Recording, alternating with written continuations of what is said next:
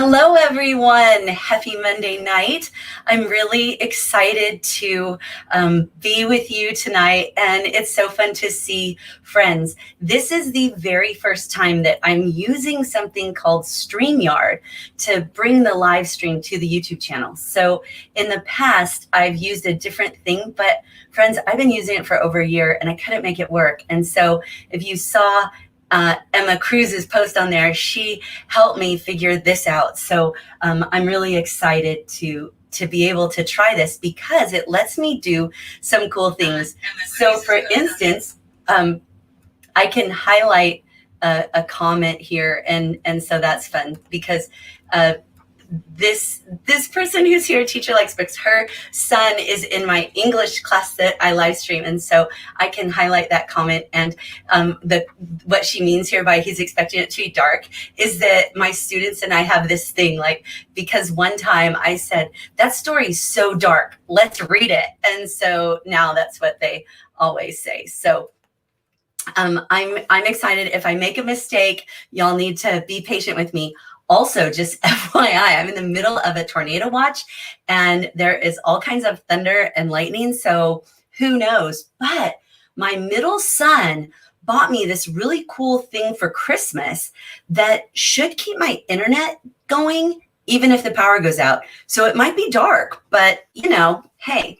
Okay, so I got questions submitted to me, but if you have questions, feel free to put them in the chat, because I will answer any questions, but I am going to start out by answering the ones that were sent in ahead of time.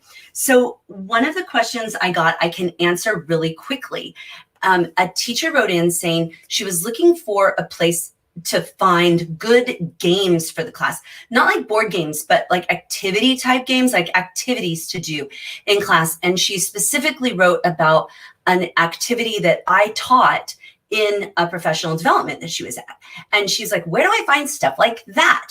And so I am going to tell you where I get mine. I get it at a site called Planio. I'm going to highlight this comment so you can see. It's called Planio. Now, Planio, and I'm not connected with them in any way. They don't know I'm talking about them. But Planio has all kinds of activities, and they're sorted by like the age group and how big your group is and how active you want them to be. Like, do you want a pencil paper activity, or do you want like where it's chaos? What kind of activity do you want, or something in between? And you can search by all those parameters and it'll pull up all these activities. And I love their activities. So they operate on a freemium model. So some of it's free, and then they have a paid membership where you can access more of them. What I did for a long time, probably for 2 years, I just did the free ones. And then when I had exhausted those and felt like I use them a lot, they work really well, and it was worth it to me to invest in the paid version for a while, I had that. I don't still have the paid version of it anymore because now I kind of got all the activities that I want. But Planio is who I recommend if you are looking for activities to do with students or even your own personal children. And so, okay, so that's Planio. The next question. Oh, you know, the next question, it was so funny.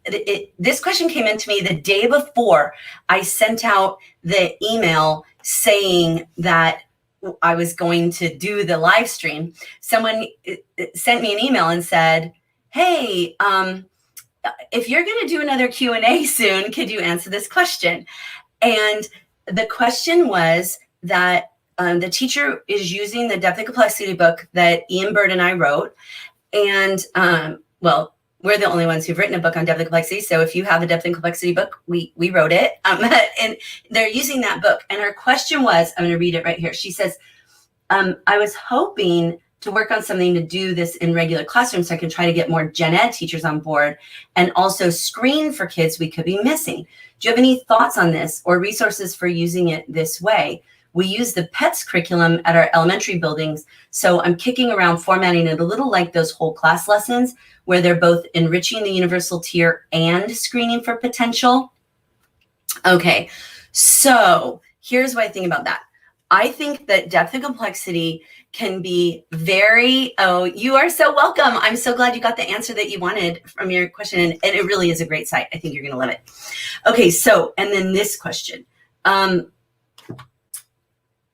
think it's not an easy yes or no.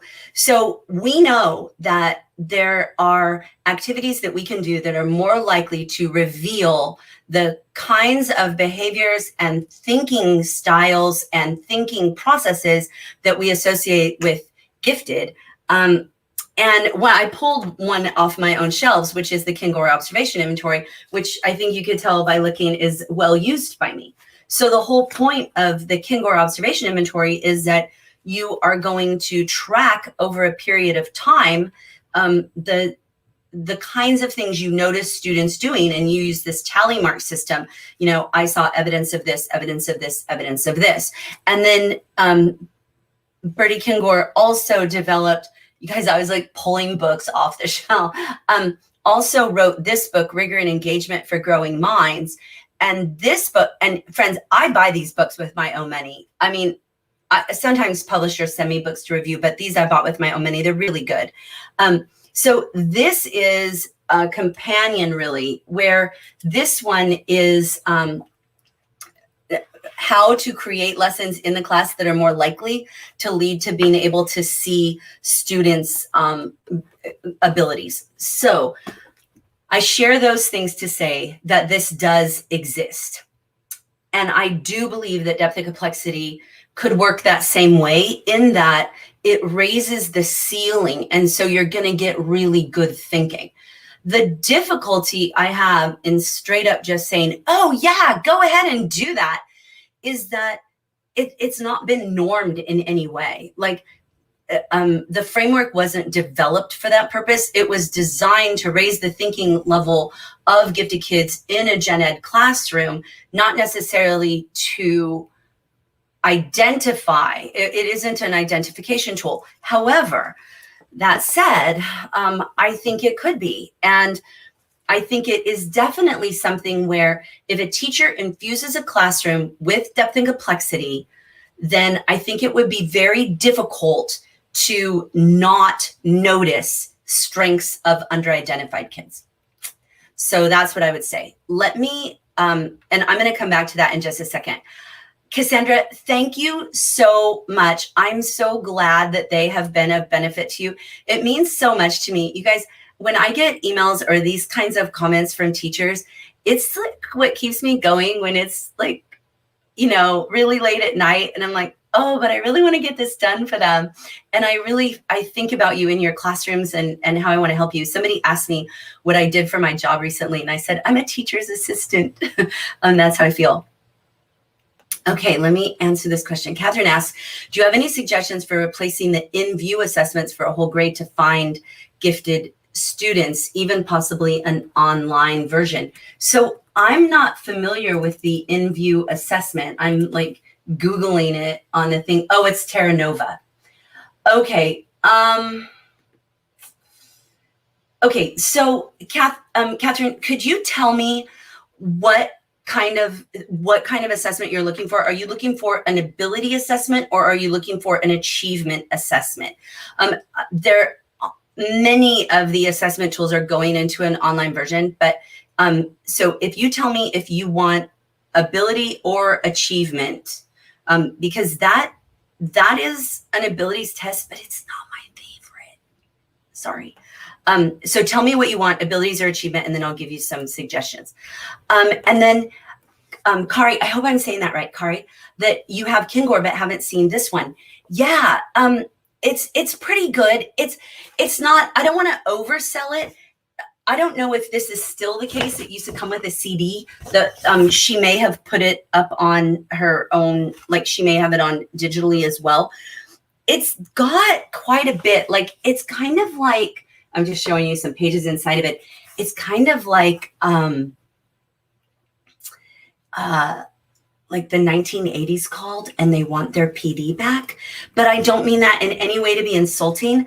I mean that in that, like if you went to GT training in the 80s or 90s and you learned about Scamper, and although I don't think that's in here, but if you learned about all those more old-fashioned kind of things that we don't use anymore, they're here. And you know what? They're good. One of my very favorite pedagogy books was published like in the 1960s.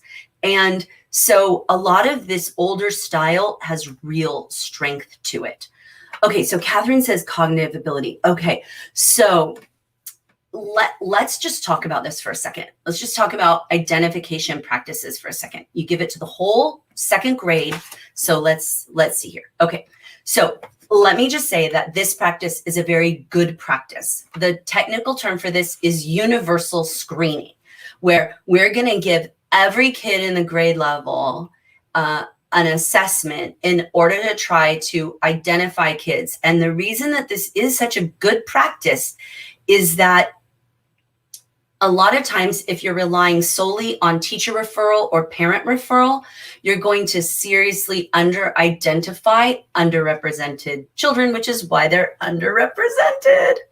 So giving it to a whole grade is a really good practice.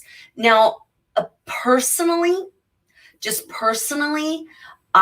you're going to give it to second graders, I would want it given at the end of the year. And the reason is that at the end of second grade, you're kind of coming into that golden window of testing accuracy. So there's some debate about this in the field.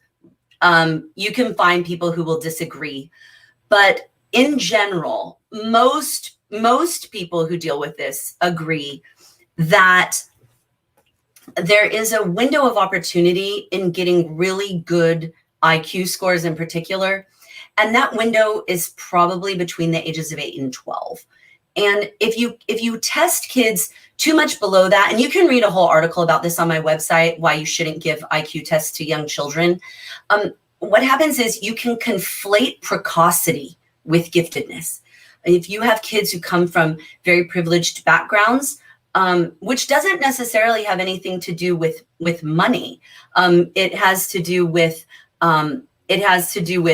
what they've been exposed to, right? Like, are there books in the home? There are studies that show that if a household has 250 books in the home, that has the equivalent impact on the child's schooling and like school success as if the mother has a college degree.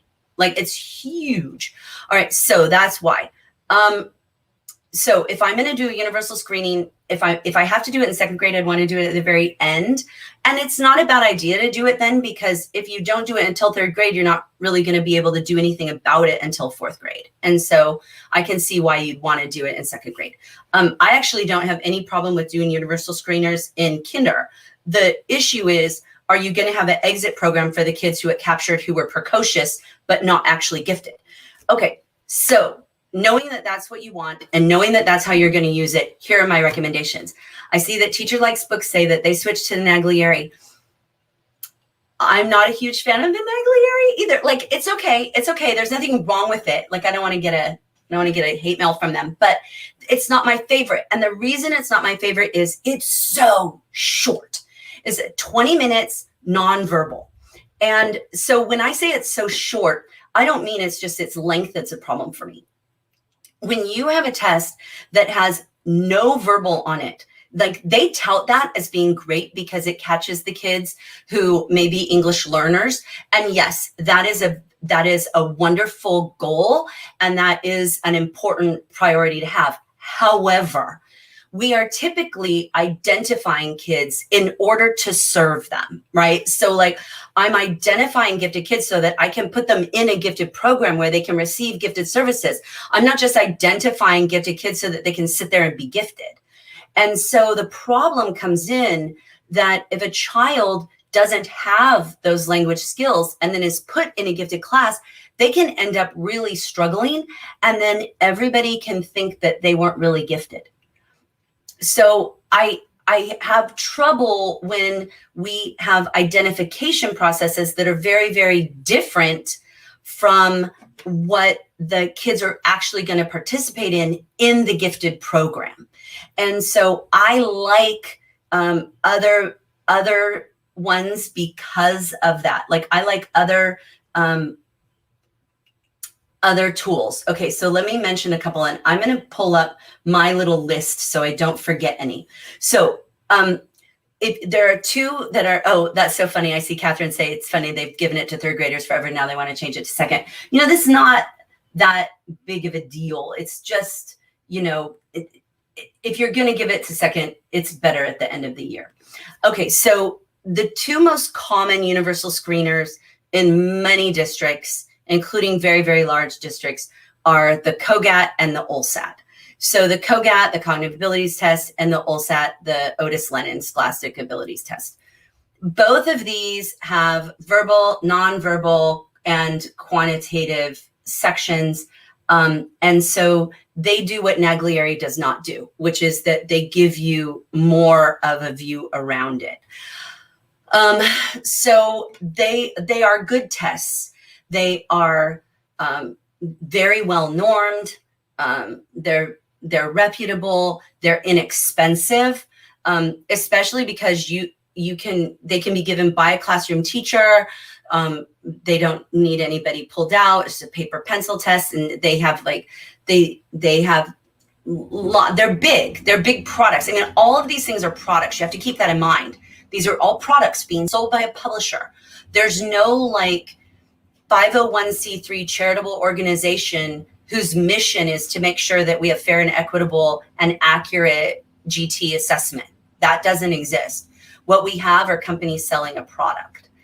And so one of the problems is that because these are so well known, they have become very vulnerable. I guess that's the right word. They've become very vulnerable. You can buy them online. You can buy tons. There's a whole website. I don't want to say the name of it, but they approached me. They sell test prep. That's all they do is sell test prep. You can find test prep for these tests everywhere. If you just Google COGAT test prep or OLSAT test prep. And if kids do that kind of preparation, it skews the scores. So that's a real problem. The other thing we have with them is that they're so ubiquitous. They're just so big and so widely used that they sometimes give us information. I'm trying to say this diplomatically, right? Sometimes the stuff that is best known isn't necessarily it can't be as agile. It can't be as responsive to what your individual needs of a district are. So I might consider that. So I'm not opposed to the COGAT or the OLSAT. I am not. They're great tests. They really are. And to me, they're really interchangeable. They give very similar view of the kid. And I know like a few years ago, New York switched from the OLSAT to the COGAT. And it was a disaster, actually. Like they had a disaster because the company that owns the COGAT made a mistake and like sent thousands of kids a letter telling them they weren't gifted, and then had to like send them a letter saying, oh no, never mind, you are. Or maybe it was vice versa. I can't remember. It was a nightmare. And so those tests are kind of interchangeable. I will share a couple other ones that are available, a couple of other assessment pieces. One of them is called, I'll type it in the comments here. It's called the Gifted Rating Scales. Now, there's another one kind of like this, the Gifted Rating Scales and SIGS. So SIGS is kind of nice. The SIGS comes in Spanish, which is good. I'm typing this in the chat so you have it. But the Gifted Rating Scales, it actually has a stronger inter-score reliability even than SIGS. But these that one goes from the age of 4 and up. So the GRS is kind of nice, those Gifted Rating Scales. I'm looking to see if it says how long it takes. It only takes 5 or 10 minutes. So I wouldn't use the GRS as like my sole evaluation. And really that would be my best suggestion is no one screener is going to be really sufficient, but I would do that. You also, there's also one that this is, I know Katherine wants cognitive, and I will keep going there. Oh, you do. That is cool. I know Charles, Katherine. I know Charles. That's so fun. Oh my word. I was just thinking about him. Isn't, okay. I think the last time I saw him was, okay, that is so crazy. That is, what a small world. Okay, so please tell him I said hello. Okay, so SIGS is good. There is also the Renzulli, and this isn't cognitive, I will get there, I swear. But the Renzulli scales, these do behavioral characteristics. And so what's kind of nice about this is that if you're trying to capture some of those, kids who sometimes fly under the radar, those Renzulli behavioral scales can be really helpful. Yeah, that's how I met Charlie, was in Pennsylvania. And at I think it was hosted at a junior high school, but I think he came from the IU. So what a small world, Sarah. That is so cool. Okay, so, and then let's see, any interviews? Well, I think, so I think one thing that can really give you a good idea, and I need to answer the question, but I will, but let me do this. Oh, I hear the thunder. All right. The Iowa acceleration scale to me is a must-have, because it lets you, even if your point isn't to accelerate the kid, even if you just want a really good 360 look at the kid, it's a lovely instrument. So it's put out by the Bell and Blank Center. It's part of, I'm going to talk about acceleration tonight. And so I think that if I'm going to go back to my, so the big three, let me just capture it, because I don't want to talk all around. I get so excited about it. I literally can talk about this for 6 hours, and I have been known to do so. So there are 3 big cognitive abilities tests: OLSAT, COGAT, and Naglieri, or NNAT. And I think that if you're going to use that, if you just want a universal screening, you want something inexpensive, you want something that can be done in a classroom, then you are in good shape with any of those. One thing that the COGAT does that I like is that it gives you a code, and you're able to, it's called, what's it called? It's called like an ability profile, something like that. I don't know. I'm just looking at some of my notes over here. I think it's called the ability profile.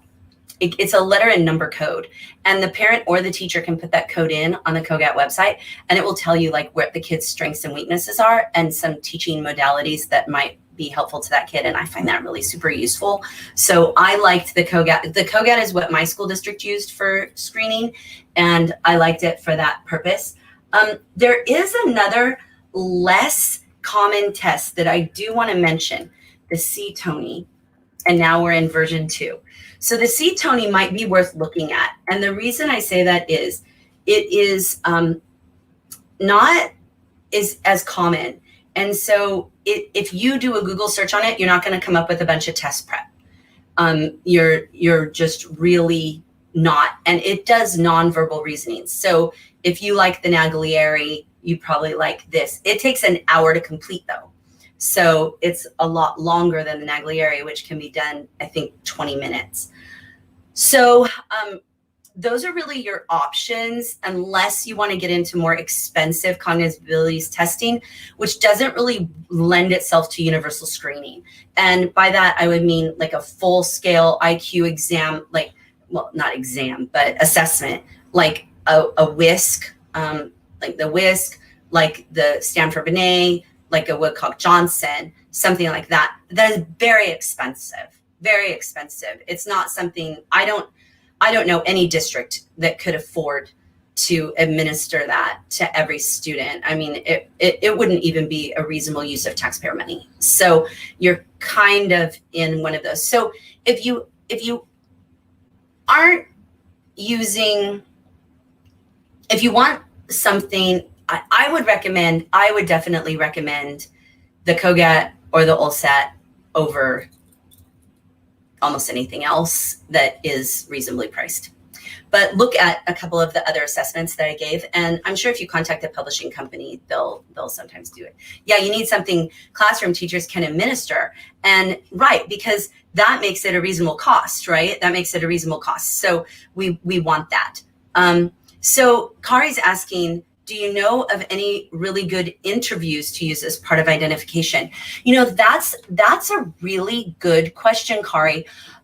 The answer is no. However, I was the AVID coordinator at our campus, and it is a national demonstration school. If you're unfamiliar with AVID, it's a program that helps students who come from typically underrepresented populations at a college level and prepares them for college study. And we conduct interviews with junior high students.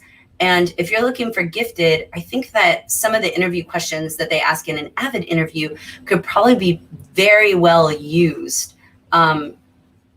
with earlier, with younger children who have high ability. I would say that if I were going to design interview questions, the questions I would, this is such a good question. You know what? I'm going to make myself a note. I'm going to look for it. I hope, if I'm not saying your name, will you put in the chat if I'm not saying your name correctly?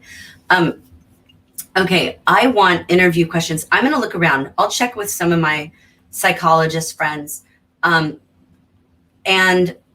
if there aren't any, I'll develop some, because I think that is a really good question. And I think the question about what to, oh good, yay, Kari. I think the question of what to use for universal screener is important, but I also think that it's something that can change. And so if you try something and you feel like it's still not working for you, just try something else the next year. I actually don't think it's a bad idea at all for districts to cycle through tests, and so that on their website, they can just tell parents, we're going to use one of these assessments. And the reason for that is that when you do that, it makes it less likely that the parents can overly prep the kids, which is also going to over-identify your wealthier population. So I think it's a good idea to have multiple options that you are going to use. And you don't even need to use the same one, in a different grade. Like you could use one as a universal screener in second grade, a different one to capture new students who moved into the district at the beginning of the next year, and use something different. All of them are going to give different results, but these are all nationally normed tests. So if you use them and use the standard age score, you're still going to just be looking at percentiles, and that's going to be fairly fair. Now, I know that there's a strong movement. I know like Scott Peters is a super proponent of this, Jonathan Plucker, of using of not using national norms and using local norms. And I don't agree with that. So the reason I don't agree, here's why, is because that is a good thing to do. That is a good thing to do if what you're trying to do is have a talent development program, right? If what you're trying to do is say, we want to capture who is strong in our campus or on our district, we want to know who are the top kids in that, then that will do it for you. Your local norms, like these were the kids who were in the top 3%, that will do it. But if what you're trying to do is identify those kids whose needs are going to be different because they are gifted, then local norms will be not great for that, right? Because the kid who scores in the 98th percentile in a national norm has different needs than a kid who scored a full standard deviation below them, but it was the 98th percentile of a local norm. So, and if you're unfamiliar with what we mean by this, we just mean that they norm these tests. They test the test against large populations. And that's how they decide on the percentile rank. Like this is the percentage that most kids this age do. And that's why you'll see tests that will say like age 11 years, 3 months. And it's because of that norming process. So I think that local norms are great for talent development, and they should be used for that purpose, but they should not be used to decimate a gifted program, because otherwise you will not be meeting the needs of your gifted one. Oh, you know what, Katherine, thank you for the clarification question, because when you're working with these acronyms, they don't always sound the way that they are spelled. So the two tests are the OLSAT, OLSAT, the Otis Lennon, and the COGAT, the Cognitive Abilities Test. And I've put them both in the chat like that. Okay, so I've answered that. Oh, I got another question from a teacher about vocabulary instruction and wanting vocabulary instruction.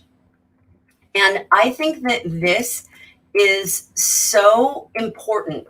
And I really can't even say enough about vocabulary instruction, and especially with gifted kids, because their words are their superpower, right? So I actually am putting it in the chat, and put a link in the chat right now. I actually created an entire website just about vocabulary. And there's even an article in there about what vocabulary to teach, like how do you choose which words you're going to teach. And that site, I just started it not that long ago, and I'm putting every single thing I know about vocabularies going on that site, and it will be growing and growing and growing. And so if you teach vocabulary at all, then Vocabulary Luau is where I would send you, because I talk about the theory and the practice. So there's tons of activities to do with vocabulary, but also tons of the theory about it, how and why to teach etymology, all kinds of stuff I think you'll find there. So if you asked the question about vocabulary, go check that out and then come back with what questions you still have, because I would love to share that. The next question I got, and I'll answer a question. I only have one more question that was submitted to me. So if you have any more questions, please go ahead and throw them in the chat. Or they don't even have to be questions, right? Like, it's not like I'm the arbiter of all gifted truth. Feel free to put in comments about things that you're noticing. Did any of you see a video that I did on red shirting? That got a lot of traction there. Oh, good, Sarah. I'm so glad. Yeah, I think you're going to love Vocabulary Luau. And there are so many free downloads on there, like so many cool things that you can do right away. It makes me kind of sad. Like, sometimes I look at the analytics of that site, and it really, it doesn't have very many visitors, like nothing compared to Gifted Guru, right? Like, so Gifted Guru maybe has almost 30,000 visitors a month, and Vocabulary Luau has like 700 visitors a month, but it's got so much good stuff. It's kind of my little project right now. If you have any comments, feel free to put them in. I'd love to highlight just what you're thinking, what you're experiencing, what you're noticing as well. The last question that I got was about acceleration. And this is what the teacher wrote. She said, everything I see from NAGC is saying studies support acceleration, but then everyone at school, and this is for middle school as well as elementary, focuses on immaturity, right?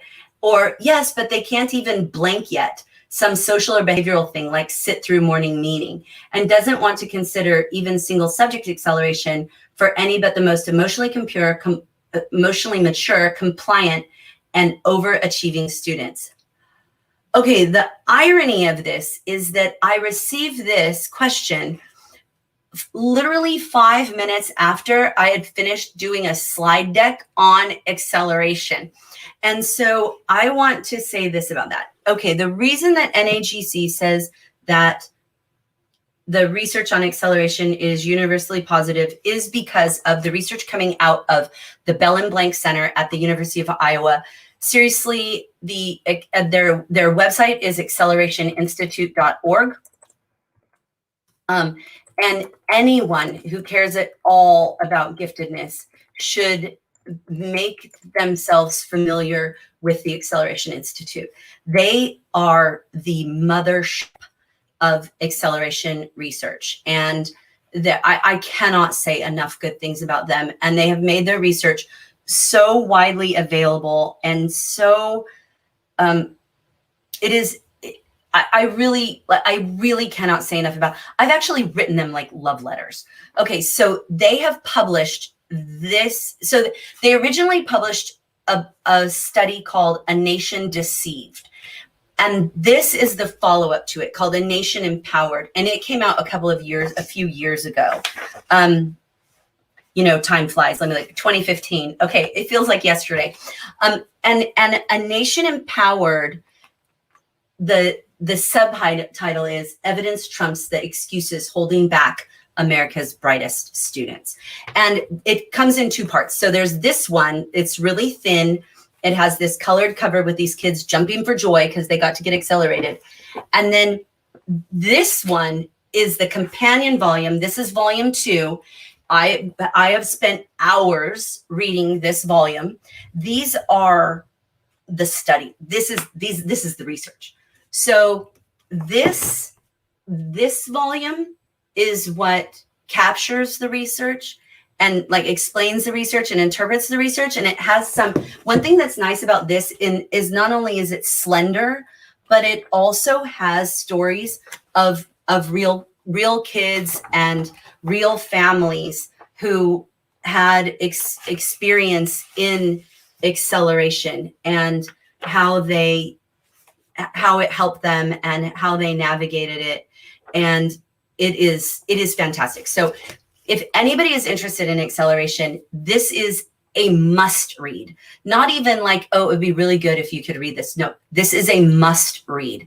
And the last time I checked, you could download the PDF of it for free on the website. I bought the paper copies. This is the same group that publishes the Iowa Acceleration Scale. So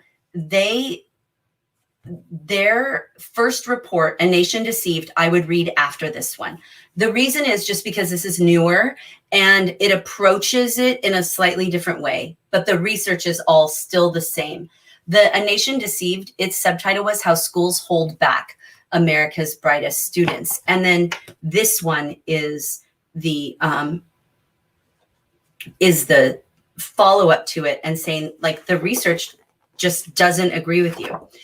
Okay, so that aside, to answer this specific question, one of the difficulties that we come across is that people have a misunderstanding of asynchronous development of gifted children, that you can be very highly advanced in your cognitive skills, and yet your social emotional skills could be delayed or on level, but they look delayed because we're comparing them to your cognitive skills. We can also have high ability in the cognition in one subject area and then be very typical in another. So that asynchrony causes lots of problems for kids.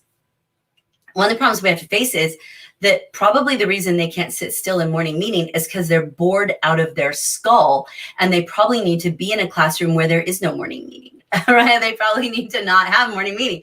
So one of the problems that we have to ask is there some, like, we're looking at a child who's struggling environmentally. Are they struggling because of a deficit, or are they struggling because of the environment itself? And if they were placed in an appropriate environment, would some of these problems just disappear?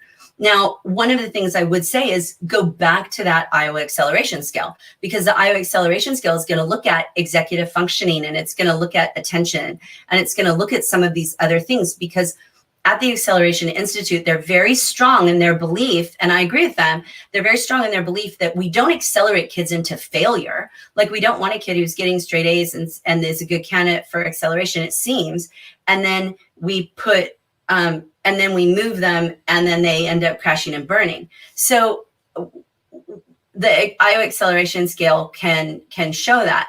So I love this. We've had such a positive experience with acceleration. It's not perfect, but it's really so good. And it is true. Acceleration is as close to a panacea as we get for gifted kids. And just like Teacher Likes Books, my family has had very positive experiences with acceleration. So I did one form of acceleration, which was early entrance to kinder, which is one form. So there are like 20 different forms of acceleration, and we mostly focus on whole grade acceleration or single subject acceleration. There are lots of forms. So early entrance to kinder or first grade is a form of acceleration. That's what I participated in. I also took AP classes in high school, which is a form of acceleration. So then my own children all accelerated as well. And one of my children was particularly accelerated. So he went to first grade for a couple of days and then moved to second grade. And so he skipped first grade, and then he single subject accelerated in math and science. And then he took a ton of AP classes. And when he was 17, he was a junior in college.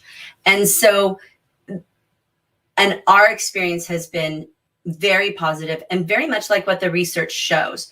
So my answer to this would be to say that before we can say that we are going to punish a child cognitively because of their behavior by not meeting their cognitive needs, and that's what that is. I mean, we can dress it up however we want, but if we say we know that you cognitively are ready for this grade and you could do that work and you could probably get the work turned in even, but because you don't sit still, then we're not going to let you do that. Then we are punishing a child's behavior through their schoolwork.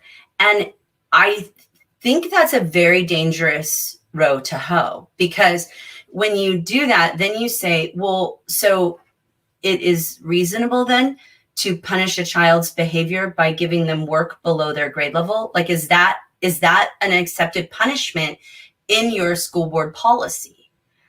And the answer probably is no. I mean, people would say that's ridiculous, right? But the problem is that a lot of people are unfamiliar with the research. They're just unfamiliar with the research, and they think that the kid is going to end up committing faux pas at cocktail parties because they were accelerated. So it's the difficulty is getting them to at least look at some of the research. So my suggestion would be, if you are trying to get people to drink the acceleration Kool-Aid around you, is to arm yourself with real data and to offer the IO acceleration scale and just say, that'll tell us pretty accurately if this kid is really ready for acceleration. And, you know, one of the things about acceleration is that it is both the long-term and short-term studies show benefit. Some of it's smaller than others, like the effect size differs, but there hasn't been a single study that showed that accelerated students suffered in any way. Okay, let's see here. So Teacher Likes Books says, we did mid-year whole grade and then later single subject. So what's interesting is that is usually the most difficult kind to do, is to accelerate a kid in the middle of the year. My suggestion, if you do that, is you need to give the kids something to say to the other kids around them. And my suggestion is always say, oh, they figured out that this was the grade I was supposed to be in. That's all they have to say. You need to give a kid something to say. Otherwise they go in and go, I'm so smart. They, and they don't realize that how it sounds, but giftedness is the only area where you're not allowed to say the truth about yourself without offending people. So that is fantastic. Teacher Likes Books. And because her son is in my English class, I can tell you his insight. Oh, he wrote haiku poems in the chat in the class that were so astonishing. Like, he's delightful, and he definitely didn't need to be at a typical pace. Okay, Katherine says, I've been fighting for acceleration. Was finally able to get one student accelerated subject and another for a whole grade. Katherine, that's fantastic. And you know what actually is that you've probably broken the ice there. And if you give those kids the support that they need, then you're probably going to see just the dam burst, right? Because then more and more and more kids, they'll see like, oh, this worked, right? They're the vanguard. And so that is fantastic. That is really fantastic. Congratulations. And what a blessing you are to them. Okay, so Paul says, oh, look at Paul with his little baby there. Thank you, Lisa. For you and the group at large, as a parent of GT students, how do I encourage them to do their assigned normal schoolwork? Yeah, okay. So I'll put it in the chat. I wrote an article about, if you just Google that thing, I'm not going to leave our chat to go get the link, but if you Google this, role and importance of process, I wrote about this, and I wrote it as a response to a child I know, so who was struggling. Yeah, Katherine said she used the IO acceleration scale. It's beautiful. Katherine, you're like a plant here tonight. You're like perfect. So first of all, Paul, I think, let me see here. Let me look at the next part of follow-up of the question. When they've understood the material from their first exposure, and how do I help them not fall through the gaps that might be created by moving too quickly? Okay, so this is So Sarah actually has a good suggestion if the teacher's willing to do it, which is, this is a strategy called most difficult first, where, like, let's just use math as an example. In math, typically the last problems are the most difficult in every math textbook known to man. And so the teacher would just have the student do those most difficult problems at the end. And if they can do those correctly, then they don't need to do all the rest of the work. So that is a great strategy that Sarah is sharing. And I would say that is one that requires teacher buy-in. So if it is a little more difficult to do in like language arts or social studies, right? So we have two issues here. First, how do we make them do work that they've already mastered? So assuming that you can't get the teacher to pre-test them and let them opt out of the work that they already got, which they should be allowed to do, right? Like, so we have two different kinds of pre-assessment. I'm going to be here with Paul's question for a while because it's a strong question that I think a lot of you have. A lot of us have. A lot of parents have the same question. Paul, you are not alone, and your child is not alone. Like, this is the pain of the gifted kid. It is this entrenched boredom that comes from forced repetition when, by definition, you don't need as many repetitions, and yet you're forced to do them anyway. Okay, so to give some strategies to address this from a teacher standpoint. So if you're a teacher, what do you do if you have a kid like this who only needs one exposure when the rest of the class needs 5 exposures? Then what you can do is a modified form of compacting. So normally with compacted instruction, what we think of is that we give the kid a pretest, and if they score like 85 or 90, we don't make them do what everybody else is doing and we let them go do something else instead. But there's a modified form of compacting where if a child scores like a certain percentage, it's not mastery, but they do already know quite a bit, then we exempt them from that practice. And so one of the things we'll see this on is like something like, just imagine a spelling test, right? A spelling test. If you, the ones that you got right, you don't have to keep practicing. I mean, that makes no sense whatsoever, that teachers give a pretest on Monday, and then all week the kid is still, writing sentences with their word and putting them in alphabetical order. I mean, all of that, like, it's silliness, and then test again. So what we want to do is pre-assess students. And if a teacher is willing to, you can do a little exit card or brief pre-assessment after the first exposure and let the child prove it. Now, what I would definitely recommend is waiting 24, 48 hours, because you want to make sure that it's not just they're regurgitating their memory and they got to fluency but not mastery, which gifted kids are really famous for, where they're willing to practice till they can get it right, but that's not what we want. We want them to practice till they can't get it wrong. And so that can be a resistance. So that's from a teacher standpoint. From a parent standpoint, one of the things we can do if the kid is stuck doing this work, teacher's not going to budge, and you can't do anything about it from that angle, then one of the things that I suggest is to ask the child to try to identify some skill that they can improve through this practice. So let's say that they have that they're having to practice plotting latitude and longitude. I don't want to keep using math as examples, but so they're going to plot latitude and longitude, and they already know how to do it. Maybe they could work on improving their handwriting, or maybe they could work on improving their organization. Maybe they could work on improving their ability to take it a step further than was even offered in the experience. So the teacher asked me to plot these, but I'm going to look up a nearby city and plot that one. Like, we're doing latitude just in degrees, and I'm going to do it in, I'm going to do minutes and seconds, right? Like, so I'm going to dial it deeper. So is there something I can do to value add this assignment that I'm being given? Is there some executive function skill? Can I learn to manage my time and materials for this? Can I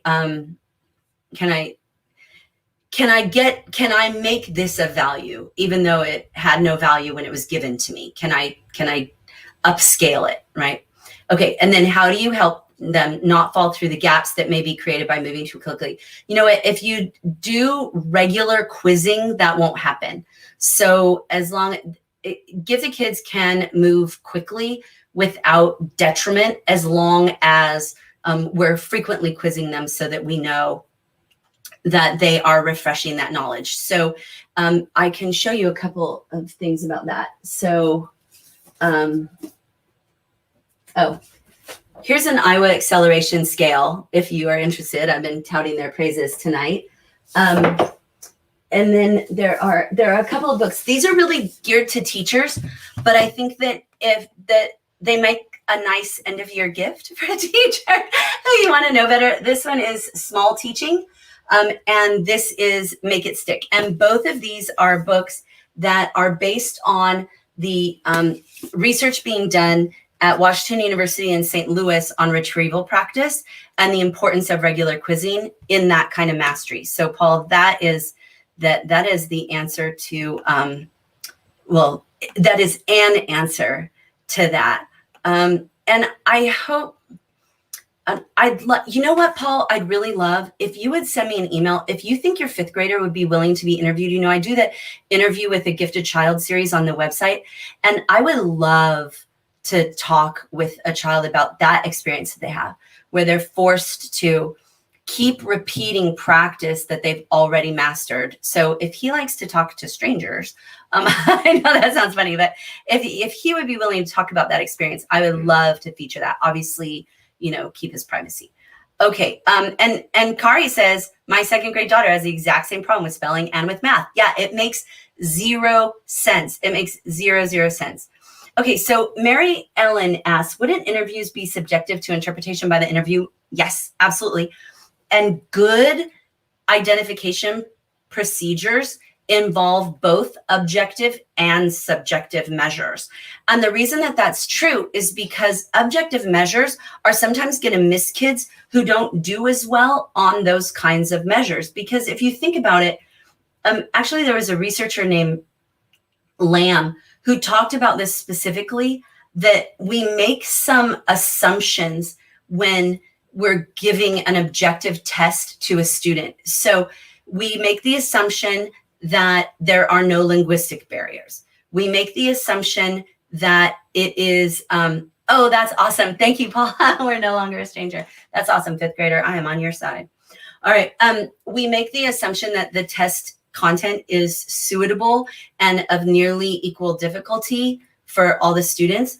We make the assumption that the students taking the test are familiar with different things. I recently saw a test. I don't want to name it, but I recently saw one of these tests that we've talked about tonight, and it had a picture of a child going to a birthday party, and they were like, it was a little girl and she was dressed up in a frock and she was carrying this wrapped present with this big bow and like wearing a party hat.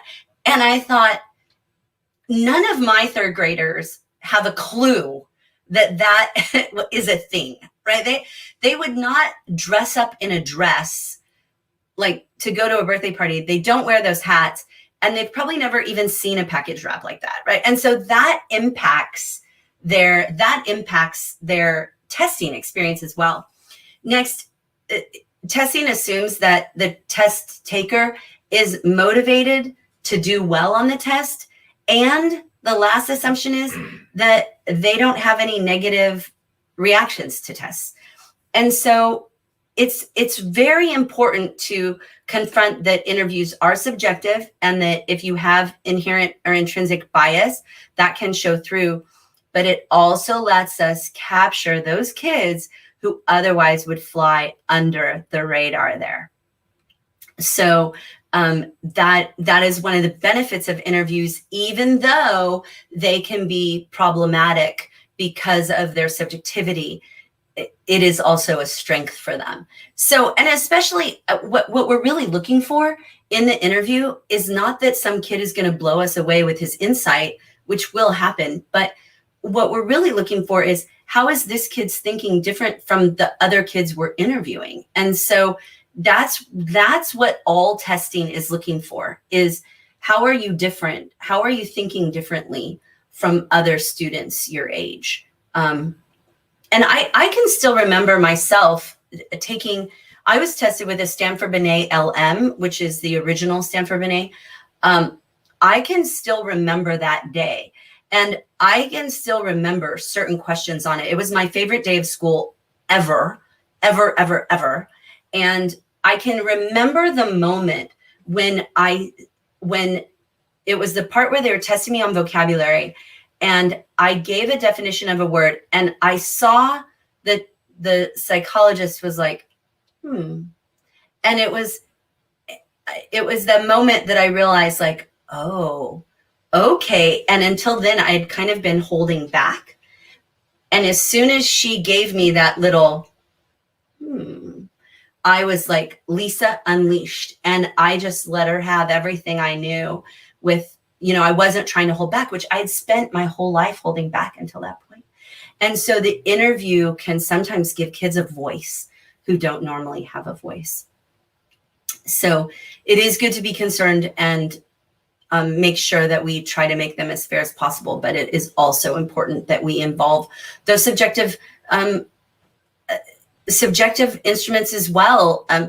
Teacher assessment, parent assessment, and what we're looking for too is, like, is everybody seeing this kid the same? Like, are the parents and the teachers noticing the same thing?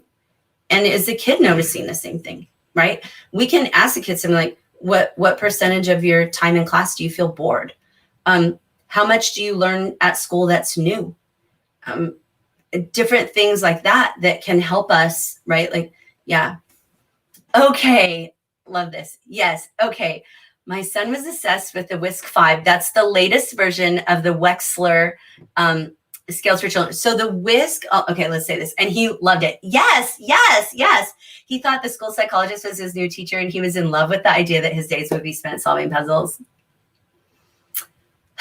And then you have to go back to class. Okay, so the WISC is one of the full scale IQ tests. So it needs to be administered by a psychologist or a diagnostician or a psychiatrist or counselor. Somebody has to be licensed. You need some licensure. A classroom teacher cannot administer these tests. So the WISC-5 just came out. The WISC-4 was a little problematic with regard to gifted kids. It was counting their working memory a little too heavily. And so it caused some problems. So they have a new version of it, the WISC-5, which they assure everyone have solved that problem. This is a very extensively researched test, and you will hear different versions of this. So the WISC is the version for kids who can read. So like ages 5 or 6 through 15. There's another version of it, and they're all named after David Wechsler, who was a psychologist who invented these assessments. So there is a version for younger kids called the WIPSI, the WPPSI. It is the Wechsler preschool test. So that's for kids like from 3 to 5 or so, maybe even younger. It just depends. We don't usually test younger kids unless it's part of a larger evaluation, right? So you might get younger kids tested who are maybe suspected of struggling on the autism spectrum or have some other developmental delay. So we have the WPPSI or WIPSI. And then for adults 16 and up, it is called the WAIS, the WAIS, the WAIS, and it's the Wechsler Adult Intelligence Scale. And so all of these are in the same testing family, but the WISC is what we would see given to school-age kids, and it has like 15 subtests. So sometimes they give them all and sometimes they don't, and a lot of kids just really, really love those days. So I'm not surprised that he did. Well, I think I have answered, let's see, games, Planio, acceleration, vocabulary, and depth and complexity. I think I've done it all the questions. So thank you guys so much for joining in on this inaugural use of StreamYard. I really like the ability to highlight the comments. So I think this is a keeper. So thank you guys so much again. If you think of a question or you have something you'd rather ask privately, feel free to email it to me. And Paul, I do hope you'll reach out so I can interview your no longer a stranger 5th grader and share his story. So thank you guys so much. And I hope you have a wonderful night and that your weather is not as crazy as mine tonight. And I will look forward to seeing you guys in Gifted Guru. If you have not joined in on the website or on the Facebook page or wherever I am, I hope we can build this gifted community. Oh, hi, Wendy Clark. You guys, Wendy Clark is just a gift to Gifted. She's amazing. Sure, Paul. My email is just lisa@giftedguru.com. Lisa@giftedguru.com. I love Wendy and she's fantastic. So thank you guys so much. Sarah, if you see him again, please tell him, or I don't know if you still see him because you said he used to be at your IU, but that is so cool. What a small world. So thank you guys so much. Thank you and have a good evening.